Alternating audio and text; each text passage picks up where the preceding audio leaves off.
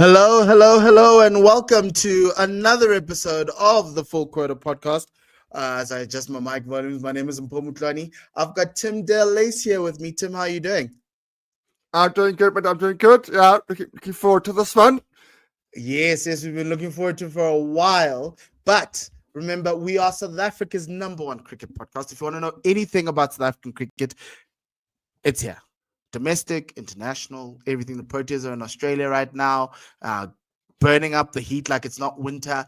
If you want to know all about that, we're here. This is the podcast. Please do follow us on Full Quota Pod on X for more of that and more content around that. Subscribe to the Full Quota Podcast YouTube channel. If you're on YouTube now, click the like and subscribe if you haven't to. If you have, thank you very much. And obviously, Full Quota Podcast is also on Apple Podcasts and Spotify if you want to do some groceries and just hear us and you don't want to see our lovely faces. But we like our lovely faces. So keep it going on YouTube as much as you can. And you can also finally support us, help the podcast grow. We do this with no sponsors, and we are looking for sponsors.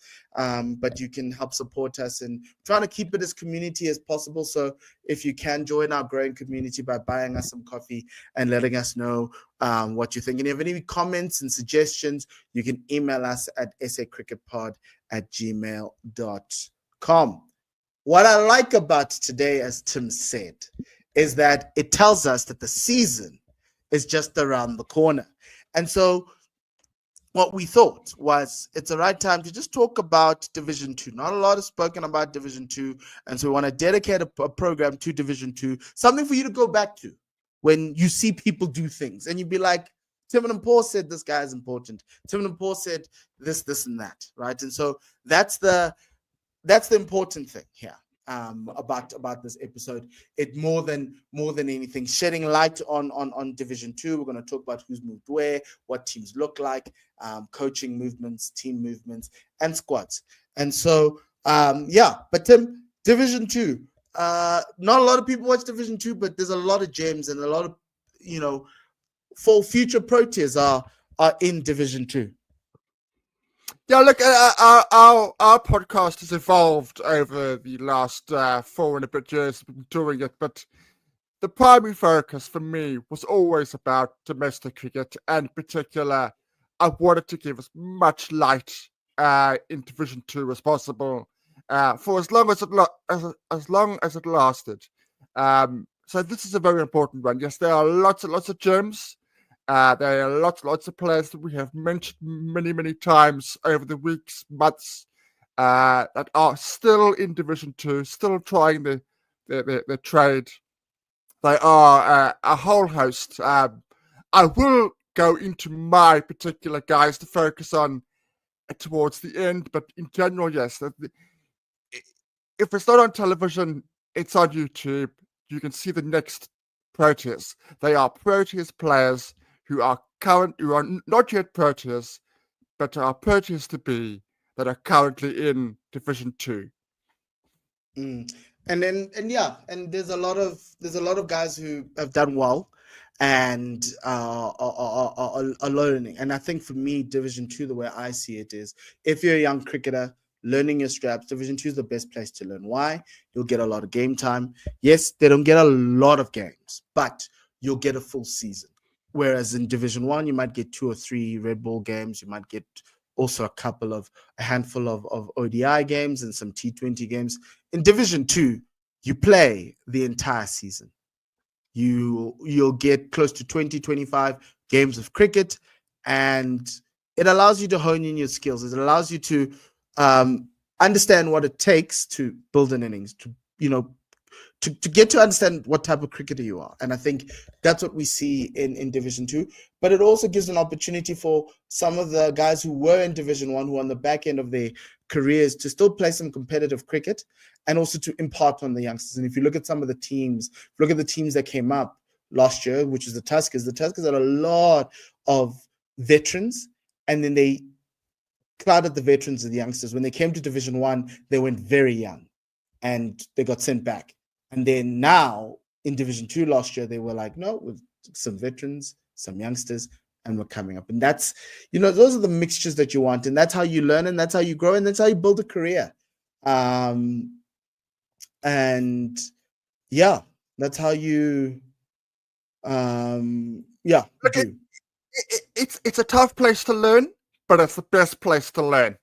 If you want Mm, to be a professional cricketer, it shouldn't be seen as the graveyard. It should be a real learning experience if you are, particularly if you are a youngster. But as you rightly say, it it also is a great place for guys who are coming at the end of their careers. But I think for the most part, youngsters coming through, that's where you need mm. to start your careers and go through the different journey. Yeah, no, most definitely. So now let's have a look at who's moved where. Then we're going to go through team by team, going strengths and weaknesses and players to watch out for. And then finally, we'll do who will be promoted, and we'll do winners of each of the tournaments. And then we can finally then say who will be promoted. But let's have a look, and then we'll talk about the coaching as well. So um, here we go. We have Division 2 transfers. You've got Jesse Albany. Oh, this is the wrong So one. Apologies. I'm gonna, yeah, I was gonna say, Yes. Sorry, there was another all right. one that I need to download from Tim, but we'll get there. Sorry, this is podcasting at its best. Um, yeah. Oh, there it is. I want to get it up there soon. Yeah, but anyway, Jesse Albany. Um, Sorry. There we go. That's the one. Okay, let's do this again. We have the movements. Yes, Jesse Albany has joined the Eastern Storm. He was in Limpopo before. Michael Copeland has moved to Border to the Eastern Cape Inyati. Tando Ntini also at the Inyati. Gaudisi Malefe as well at the Inyati. Ernest Kem has moved to the Eastern Storm. Ruan Hasbrook has moved to the Knights. He was at the Northern Cape last year. Hardis Kutsa has moved to the Inyati.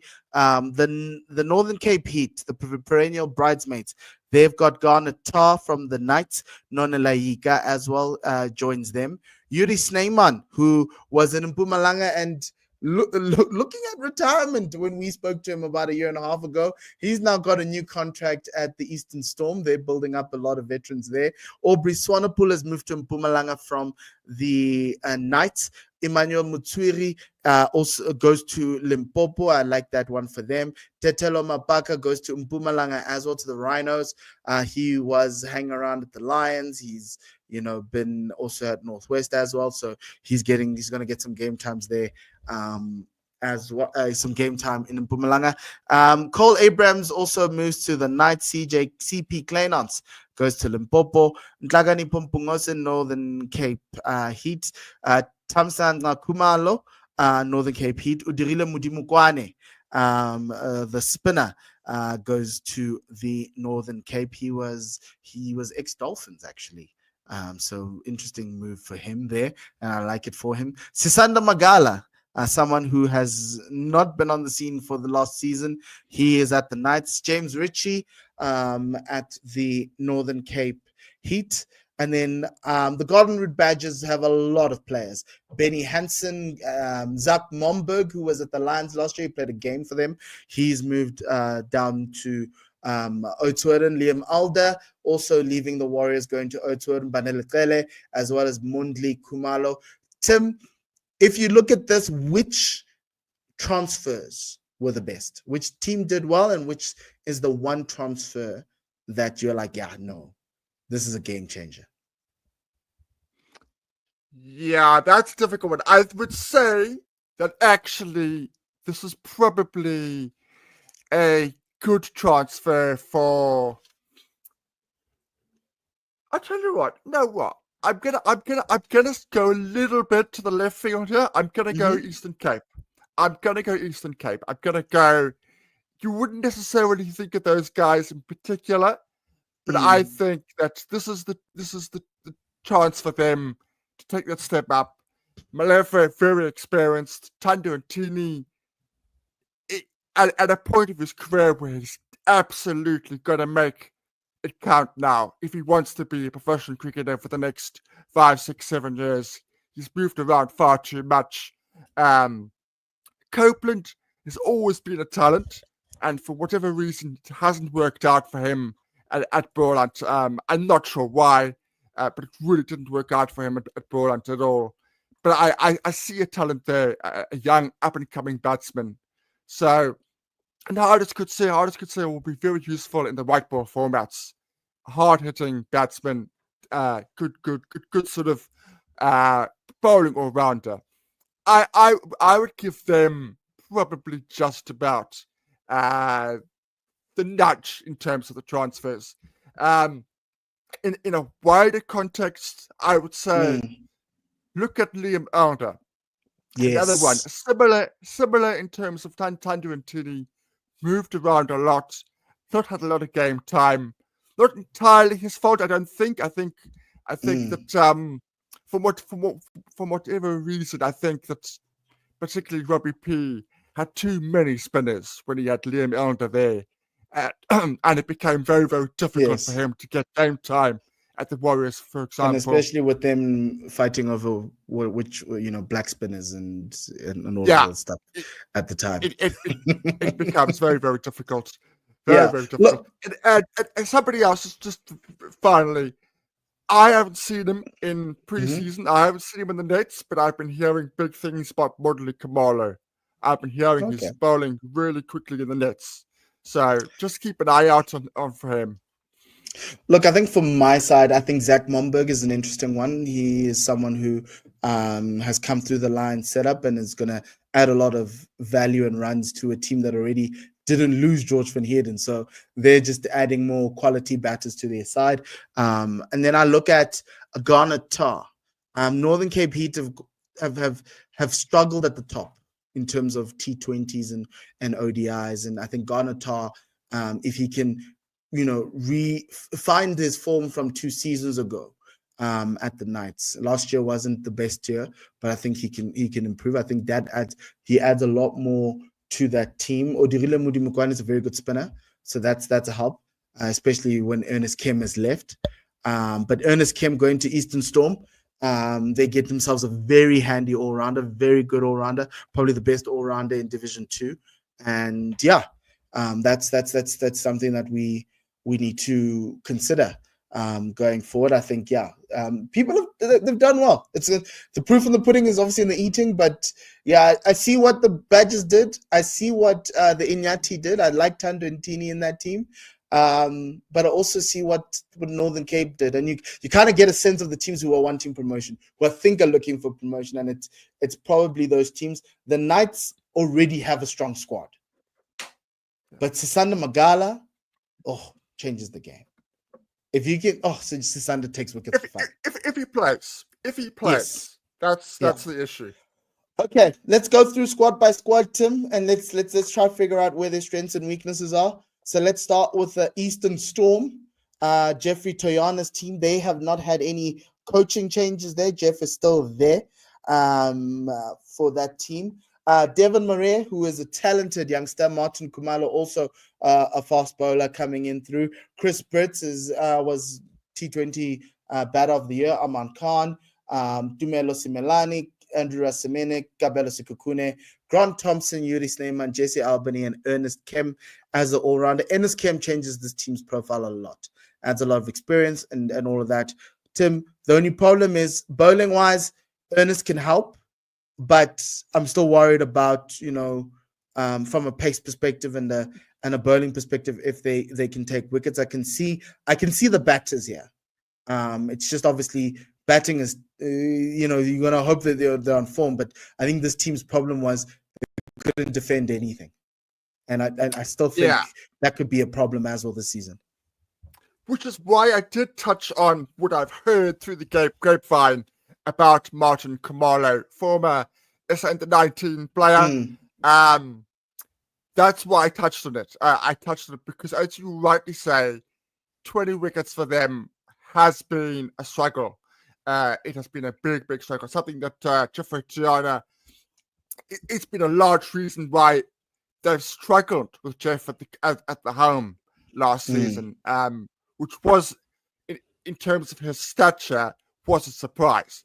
But you're absolutely right. I think Ernest Kemp and Yuri Sleiman are massive signings because Ernest Kemp probably, I know because he opens the batting, you hmm don't necessarily classify him as an all-rounder, but in this Division 2 structure, he is very much an all-rounder because of the amount of overs that he bowls mm, and just how effective he is.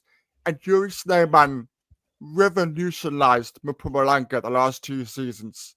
He made them yeah, a fighting force, a really competitive side when they got mm, their straps going. Those two signings are absolutely huge. Um, so I think you're probably going to. I think you're probably right. But if they can get the wickets from Albany, Racemanny, and Kamalo with Cam chipping in, they've got a fighting chance. They've got a yeah. fighting chance. Yeah. Look, I think, yeah. Not to disrespect Jesse Albany, I think he helps, but yeah, you just hope they take wickets, right? And they keep themselves in the game with the ball because batting wise, I think they're there. It's just the ball. I think they've improved their batting, and it, yeah, we'll just have to see if their bowling improves, especially in the red ball format. I think in the shorter formats they've done really well. The question with this team for promotion is you need to stick it out for the 4 day series. The 4 days they lost like 7 games in a row in the 4 day series. It was ridiculous. It was horrible. Um, Next team, the Garden Route Badgers. They've got a lot of players, but yeah, George Van Heerden, Liam Alden, Luke Beaufort, Banela Kele, Benny Hansen, Carl Jacobs, Mondli Kumalo, Herman Rolfers, Peko Moletsane, Zach Momberg, Ruanta Branch, Yassine Valley, Tyrese Carosa, Sintu Majiza, Leabona Malife, and Heath Richards. Yeah, what I look at when I look at this squad, I kind of feel like, you know, they are going to want to compete on in every tournament. I think the problem with the Garden Route Badgers is like they're either mid-table in every tournament, and you're sitting there going, you guys can compete if you just, lent in a bit. And I think this season they lent in.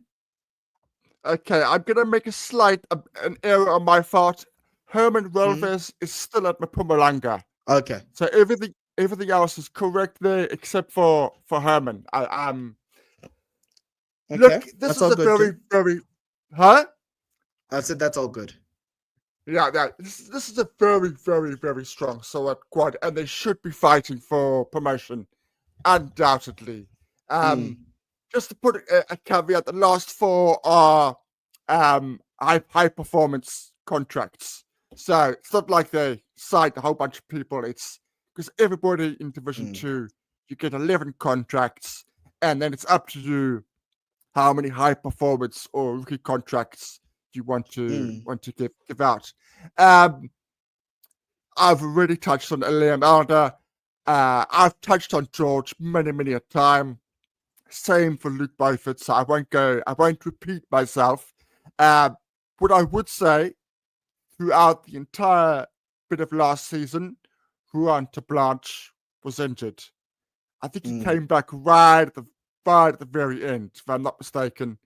If he's fully fit and available, plays throughout the season with Beaufort and Van Heerden and Benny Hansen, that's going to be a massive Yasin Valley, a massive plus on the batting front, and they should mm, be a real force because he is a 3 format player. He's somebody that, for me, when fit and available, should be in and amongst the SA emerging teams. That's how mm. good he is. He's a youngster, still a youngster. Um, Obviously, came from Poland a couple of seasons ago. Uh, he would be the one I would be watching out for Yeah. in this particular squad. Yeah.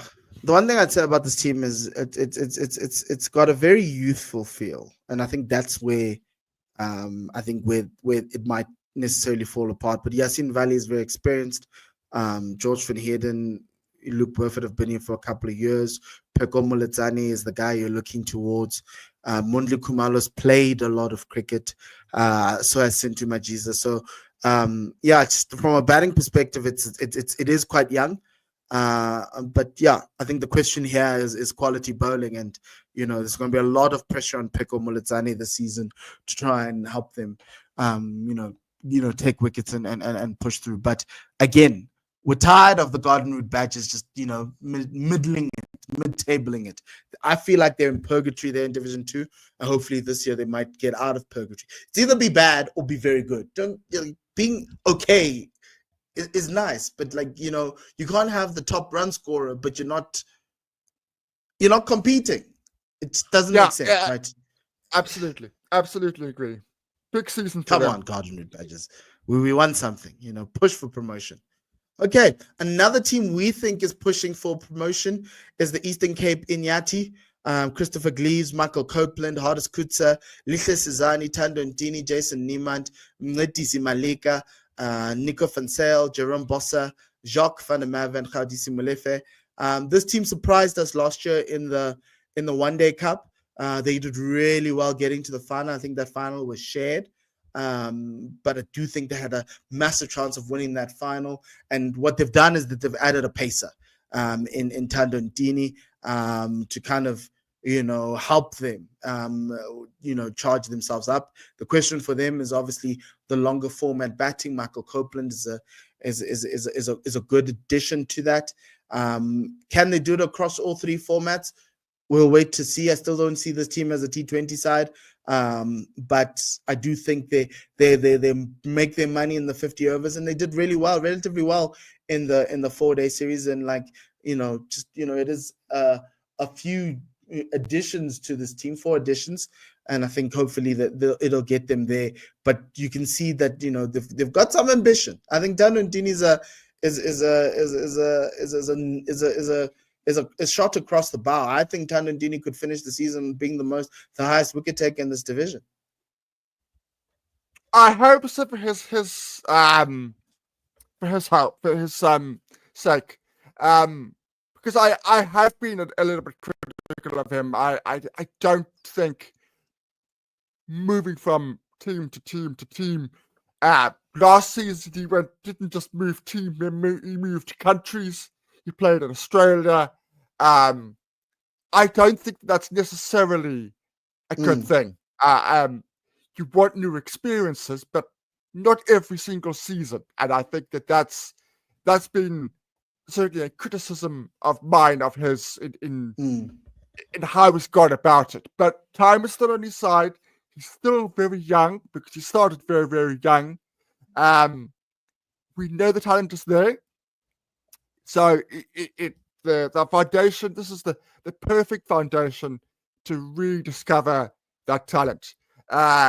What you rightly said about the batting is also very crucial.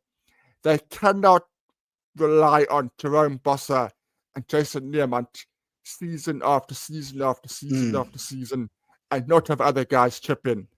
That's why they got Copeland there. Copeland had a shocker of a season at Buland. I don't know why. I've said it. I don't know why we're so wrong for him, because I see a talent there. But they're going to need him to contribute.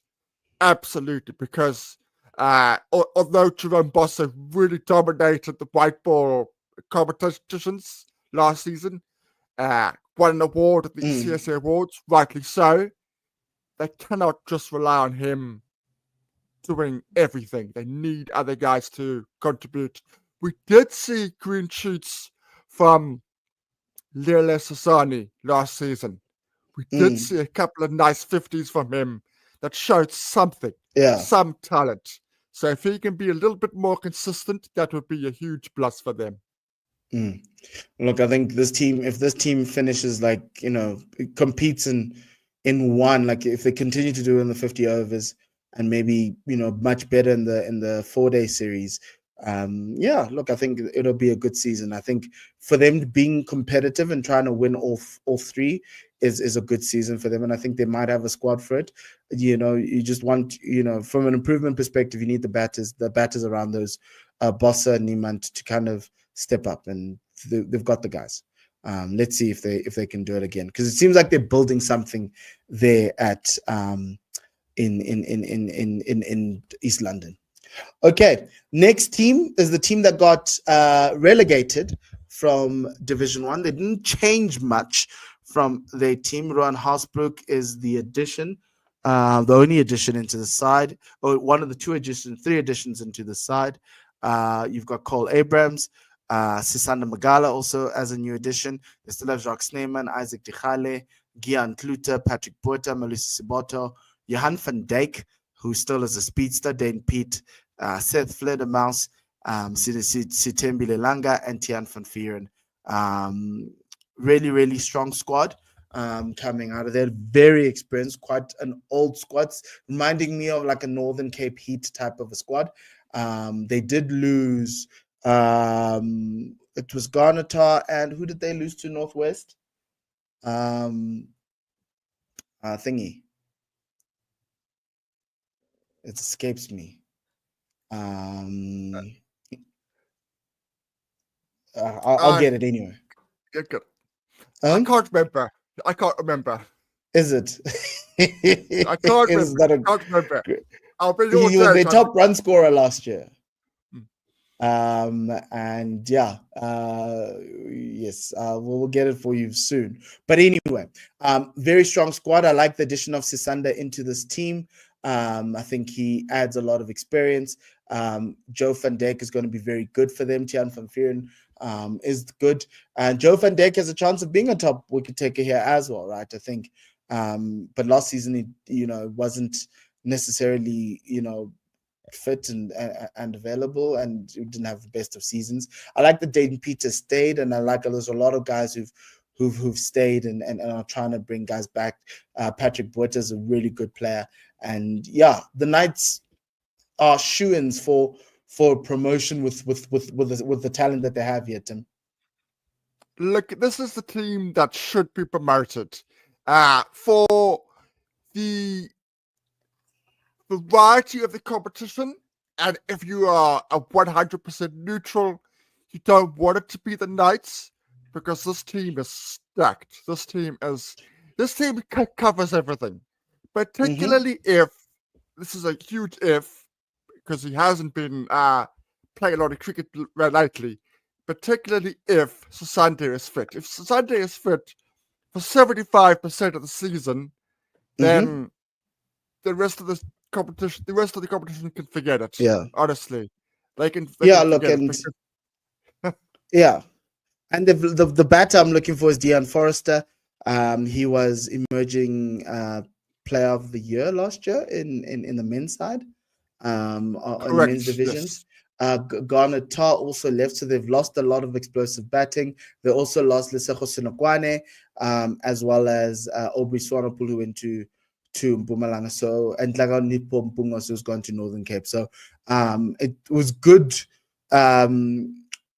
additions with those, but I don't think they've closed out that explosive batting and the batting quality. But you're going to need a lot from Dichale, Sneeman, Kluter, and Botha, and it's a lot of guys who are going to try and get themselves back and remind themselves of the days when they were very dominant batters. And yeah, I wouldn't be surprised if the Knights are back in there fighting. But yeah, it's a decent transfer season for them. Then the next team is yes. Just hold it. Of course, Pankiso retired. He's working with the coaching structures of the Knights, so they lost Pankiso as well. Yeah, that's true. Okay, Mpumalanga, the Rhinos. You've got Aubrey Swanepoel as the new arrival. Zahir Kathrada, Temba Maupa, Karabo Mokhodzi, Yasar Cook, Mohammed Mayat, Musa Twala, Herman Rolfers, Gareth Dukes, Kirtland Manikam, John Henriksen, Benjamin Van Niekerk, and Titelo Mapaka. And yeah, I look at this team. I like their additions. Obviously, they did lose Nonela Yika and Yuri Sneyman. Yuri was like the eternal captain. Now he's gone, so it's going to be a year without him.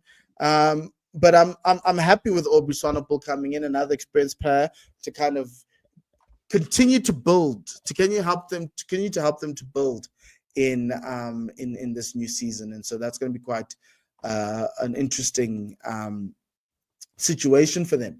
And they won a few games last year in Red Bull, in White Ball, as well as in ODIs and in T20s. And you want them to continue. They probably have the least support alongside Limpopo in terms of cricket facilities and all of that. And so it's very hard playing for Mpumalanga, but luckily they've kept their squad from last year and they can build on the good vibes that they had last year. Look, last year they finished third in 2 out of the three competitions. Third. That tells me that the Yuri Snowman influence has been massive. It's going to be a huge, huge loss for them. And they, while in terms of experience, Swanepoel can compare, in terms of input, I'm not so sure. Maybe I'll be proven wrong. That would be great, because I think if Limpopo and Mpumalanga are fighting above their weight, it means domestic cricket is doing well. If they can finish mid-table all round, I think that will be a job well done. A good one. Again, they're going to be leaning on the guys that've been doing the business. Benjamin Van Niekerk, I've spoken about in previous podcasts, a really talented batsman, wicketkeeper. Herman Wolfs, another, is the 19 boy. I think they're going to be leaning on him a lot this season, with the loss of Snowman, and then of course Yasa Cook, the experience, and Aubrey Swanepoel. Those four are dominating and are having good seasons. But Mpumalanga should be all right. They should be all right, because while they've lost Yuri, they've pretty much kept everybody else, which was important. Yeah.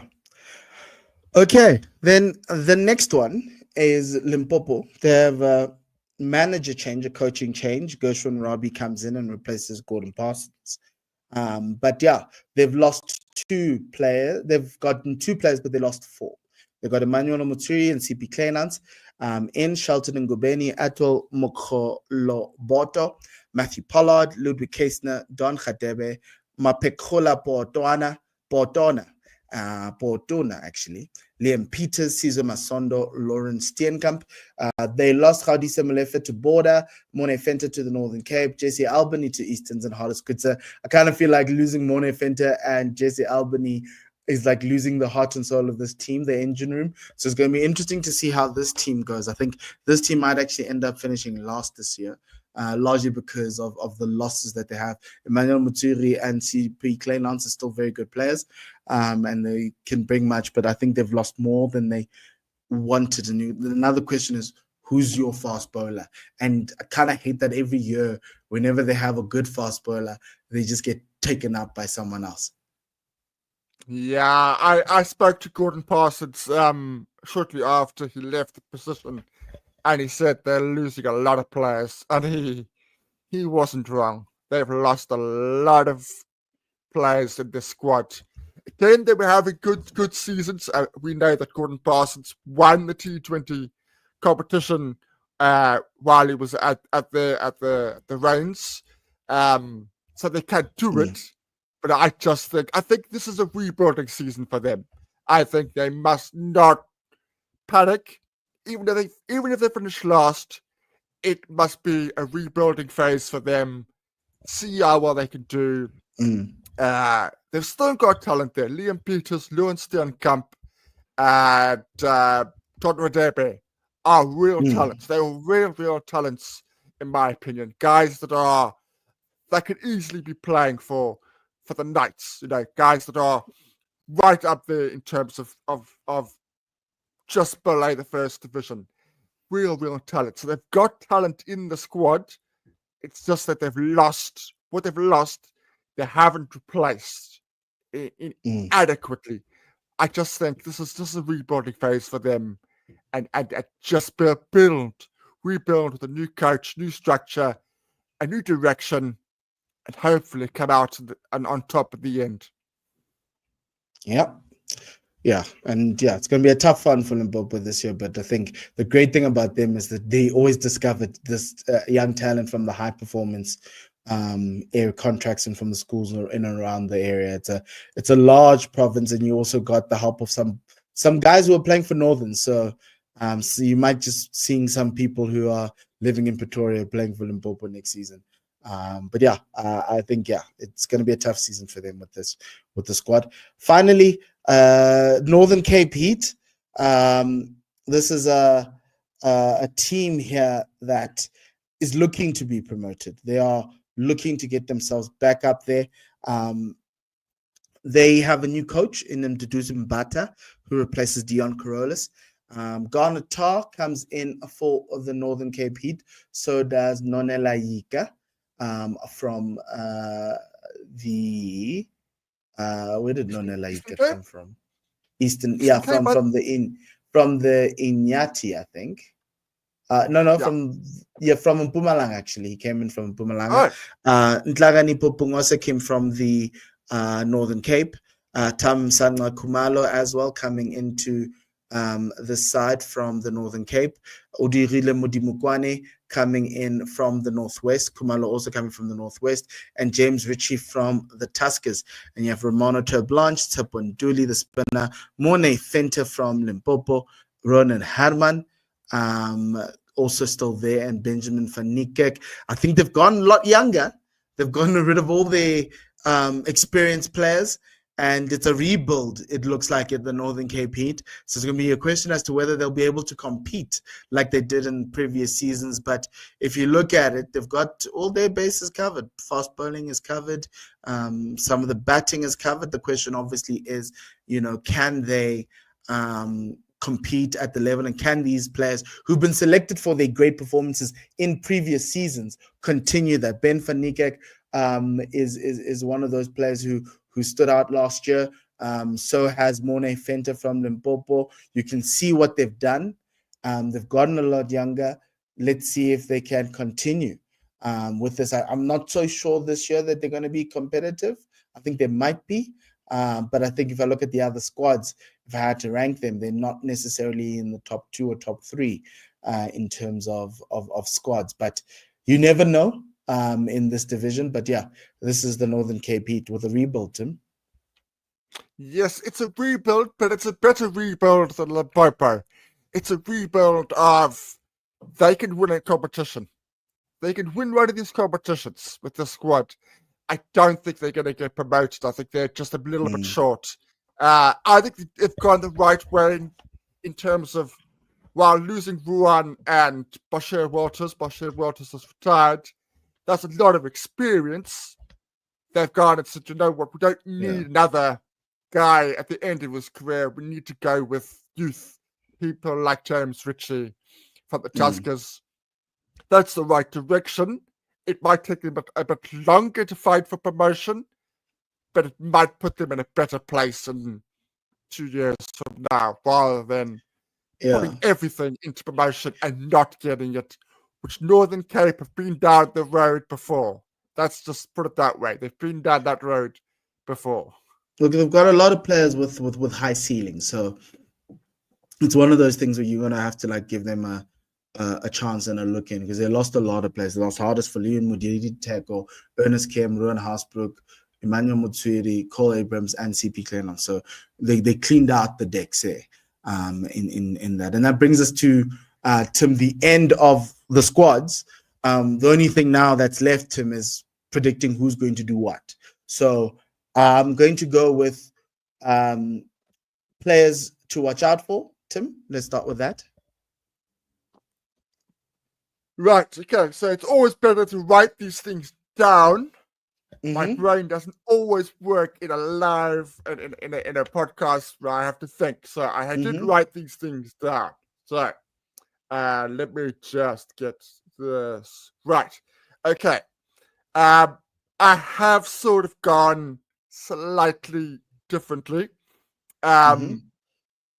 Cole Abrahams at the Knights. Cole Okay. Abrahams for me is now at the place where he should be going. I'm good enough for Division 1. So if the Knights do not, for whatever reason, do not get promoted, he goes, Division 1 team goes, you know what? He has done enough. Let's bring him up.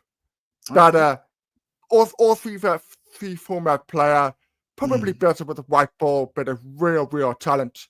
Ron de Blanche, if he plays the most of the season, he's going to be top 3 really run scorers. I Good. genuinely think he's going to be in and around there. And then looking at Liam Elder, those 3. Liam Okay. Elder, because in Division 2, the guys that are getting the numbers, the guys that are getting the wickets, the guys who are at the top are the spinners. We would like more pace bowlers at the top, but in reality, beforehand, we saw Jade de Klerk being right at the Mm. top, season after season after season. This is Liam Elder's chance. Right time of his career. This is his chance to take it, be up there, in and amongst it, and who knows, maybe he'll take badges to promotion. Yeah. True, Tim. That's your players to watch out for. My thing is Liam Alder is always going to be there for me. George van Heerden needs to be the guy you're looking at and keeping an eye on. And Garnet Tar. I think Garnet Tar can be a superstar in this division and can find himself a Division 1 contract. Okay. Who wins the T20, Tim? And let me just browse quickly. I have got the squads with me. I'm going to go the Knights. I'm going to go the Okay. Knights, even though they don't have the Forester magic. I'm going to go the Knights. Okay. I think I'll still go with Easterns. I think Easterns have a formula to kind of make this work. One Day Cup. Let me just have a quick look. I'm gonna go.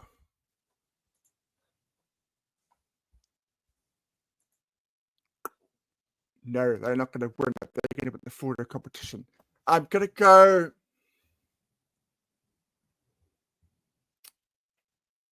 Northern Cape. Yeah, I think Northern Okay. Cape have got enough That's to win interesting. a competition. Win a competition, not yes, yeah. I think the Knights win the One Day Cup. No. I think between the Knights and the Badgers, but I think the Knights win the One Day Cup. And then who wins the 4-day? The Badgers. Badgers win the 4-day. I think the Knights win the 4-day competition as well. So my thing is, I think the Knights come back up. If it depends on that T20 tournament. I think if they don't do well in that T20 tournament, the Badgers can have a real look into promotion this year, and potentially it's between the two of them going into the new season. But anyway, Tim, that brings us to the end of our show. Let us know in the comment section who you think is going to win the different formats, the different types of the formats of the game, and which players in Division 2 are going to be shining.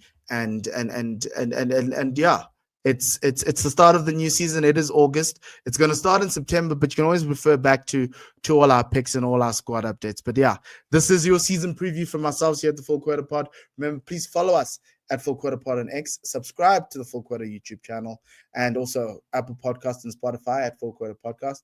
And also, finally, you can buy some coffee at Full Quarter, buymeacoffee.com/Full Quarter Pod. Yeah, Tim, thank you very much for all the hard work, my man. And we will see everyone on Monday for another show here, for another episode of the Full Quarter Podcast. For myself and Tim, it's goodbye and lesale kakahiso.